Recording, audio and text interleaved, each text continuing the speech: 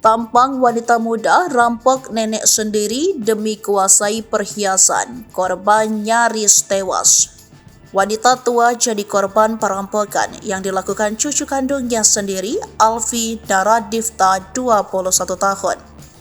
Saking parahnya penganiayaan yang diderita, korban berusia 73 tahun dikabarkan nyaris tewas. Beruntung hingga kini nyawa korban masih selamat. Pelaku juga sudah diamankan aparat kepolisian. Motif Alfi tega melakukan aksi keji ini hanya untuk menguasai perhiasan yang dimiliki sang nenek. Mengutip Tribun, perampokan di Info ini menimpa seorang nenek saat ia sedang tertidur.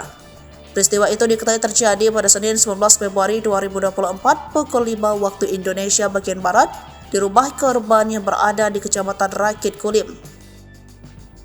Hanya dalam hitungan jam, tim gabungan mengamankan pelaku yang tak lain merupakan cucu korban. PS Kasubsi Penmas Polres Inhu Aibtu Misran, Sabtu 24 Februari 2024 pagi, mengatakan kasus ini pertama kali ditemukan oleh Pendra 40 tahun, anak kandung korban. Pada hari kejadian Senin 11 Februari 2024 sekitar pukul 5, pelapor mendengar teriakan minta tolong. Pelapor langsung keluar rumah. Pendra menemukan ibunda sudah dengan kondisi luka parah di kepala. Melihat hal tersebut, pelapor langsung melarikan korban ke Puskesmas Polok Pisang. Setelah ditangani secara intensif secara medis, pelapor bertanya pada korban tentang kejadian yang dialami.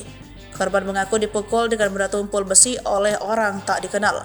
Kemudian membawa kabur gelang emas yang masih dipakai dengan total 10 mayam.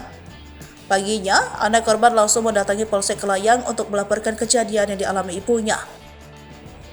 Kamis 22 Februari 2024, tim memanggil Alfi untuk jadi saksi. Saat memberikan keterangan, polisi mengendus ada yang mencurigakan. Setelah diinterogasi lebih dalam, Alfi akhirnya mengaku telah melakukan kejahatan terhadap korban. Ia masuk secara diam-diam ke kamar korban untuk memukul kepala korban yang ketika itu masih tidur pulas. Melihat korban mengerang kesakitan, pelaku langsung mengambil gelang emas yang masih dipakai korban.